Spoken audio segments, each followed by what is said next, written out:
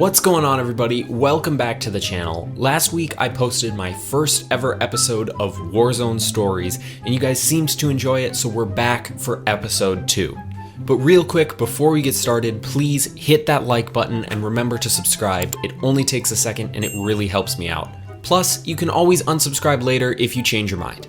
But anyways guys, thank you for watching, and let's get into Warzone Stories Episode 2.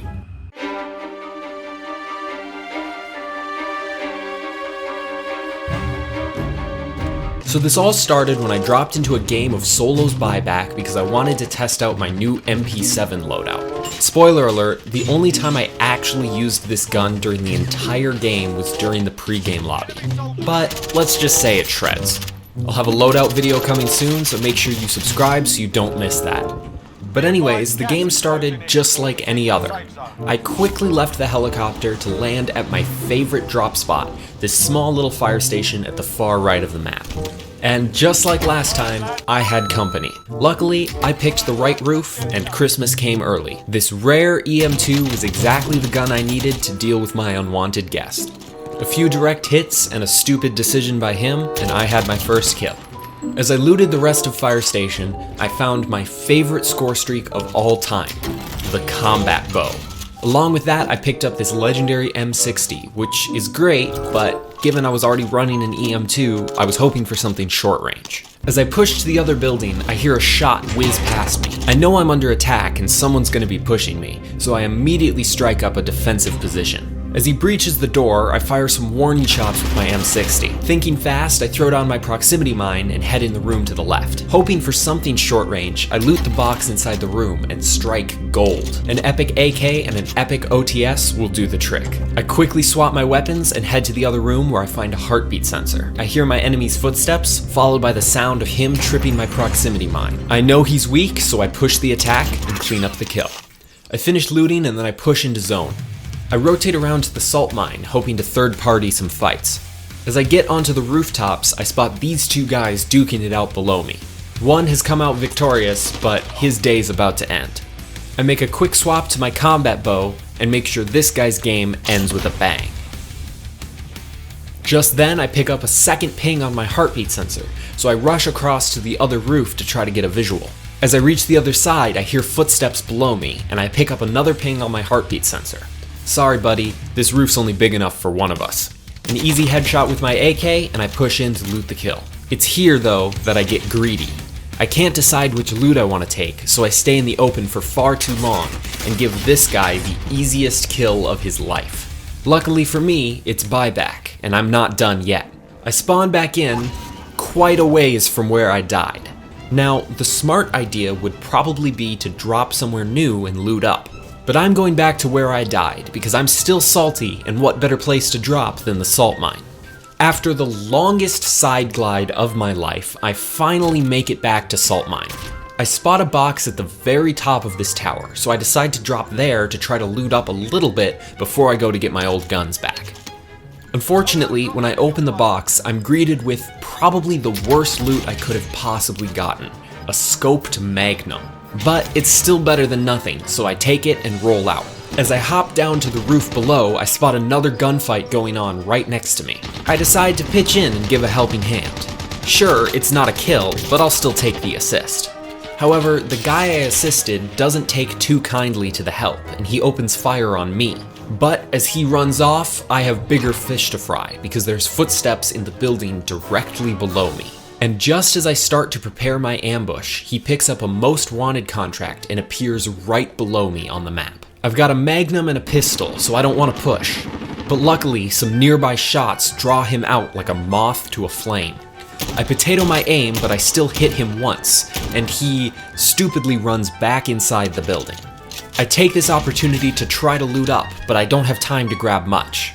I manage to snag a stoner and my old trusty combat bow.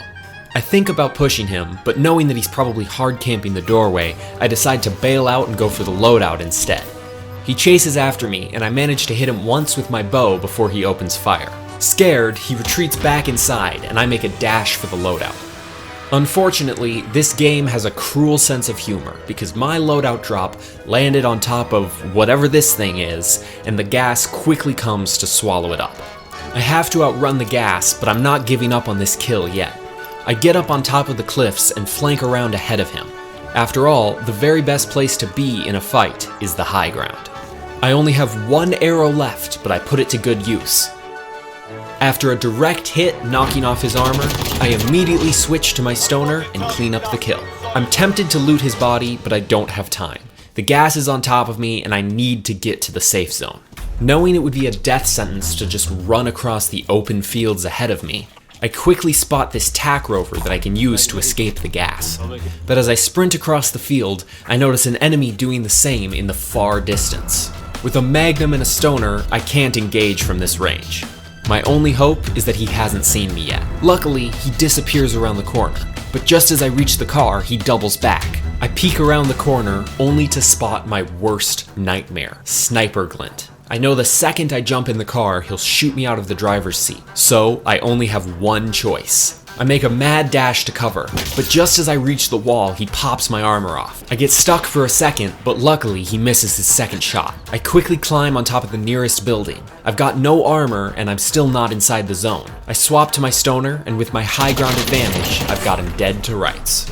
With a few seconds before the zone is on me, I rush in, grab his gear, and load up. He's still running the Grow and HDR, so I guess this guy hasn't ever moved on from Season 1. As I creep in towards the zone, I spot shots coming from a building ahead. It seems like they're trying to shoot somebody behind the wall, so I take a quick peek, and sure enough, someone's right there. Since the Grow does no damage, it takes me almost 30 bullets, but I still get the kill. I swap my gun for his Farah, a far superior weapon to the Grow. Now, you'd think that since I have no tacticals, I'd pick up that heartbeat sensor right there. But unfortunately, I'm too dumb to notice it, so instead I just run right by. As I push in near these buildings, I spot a helicopter in the distance. Hoping for some sort of trick shot with my HDR, I scope in. Just then, I'm startled by shots to my right. I dive into cover, only to realize that the shots weren't aimed at me. Someone dies right in front of me, and I know his killer is close. Just then, I spot him. This guy rushes in from my right to loot his kill, and doesn't notice me until it's too late. But after all, this is buyback, and as I go to loot his body, he parachutes back in from the sky. I land a few shots as he floats in, enough to take his armor off. He rushes into cover, so I take that time to grab what I need from his old body and push to a better location. Now armed with his old Krig, I easily pick up a wallbang and secure the kill. But the trouble doesn't end there. As I push into zone, I get airstriked out of nowhere. Luckily, I'm far too fast to be caught. I skirt along the wall into the zone and secure a position on top of this roof. Just then, I turn around and spot the helicopter from before, several hundred meters in the distance. He decides to hover completely still in midair, the last mistake that he'll ever make. I push the next zone, spotting the helicopter of my victim just up ahead. I want to rush it, but some sniper shots to my right startle me, so I decide to take cover instead. But I'm glad that I did, because I haven't gotten my loadout yet, and inside this box I find the specialist bonus. But just as I get ready to leave the house, someone parachutes back in and steals the helicopter right out from under my nose. With no vehicle, I push into zone on foot. Just as I secure my favorite position, the high ground, I spot another victim running on foot in the distance. I miss my first shot, but pick up the second. But just then, I get shot out of nowhere from my left side. I survive with barely any health, but luckily, my specialist bonus gave me temper. But just as I slide in the second plate, this guy comes out of nowhere, but luckily I think fast and give him a quick beatdown. Unsure of where my first enemy disappeared to, I push in toward the buy station to get some gear. With my UAV up, I spot him sneaking around behind me. After a few warning shots and a quick slide around the corner, he's done for. With my UAV showing that the loadout drop ahead of me is clear, I push in to grab my custom Krig. The zone is closing again, and again I have to push. I throw up my second UAV, but it only pings 2, and there's 8 people left. That means 5 of my enemies are running Ghost, and they could be anywhere. As I push in along the road, I notice an enemy straight ahead of me. I have nowhere to seek cover, so I'm going to have to hit all my shots. Luckily, that's what the Krig does best.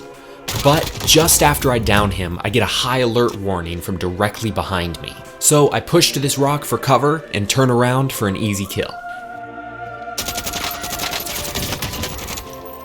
As I creep in towards the final zone, I spot another enemy roll up in a car and lay down to take cover. But he doesn't know I'm there, and I use my HDR to make quick work of him. With only 4 people left, 16 kills, and 9 people watching me, I want this win more than ever. But unfortunately, fate had other plans. And as I look for enemies in the distance, one sneaks up behind me and finishes me off with my favorite weapon, the combat bow.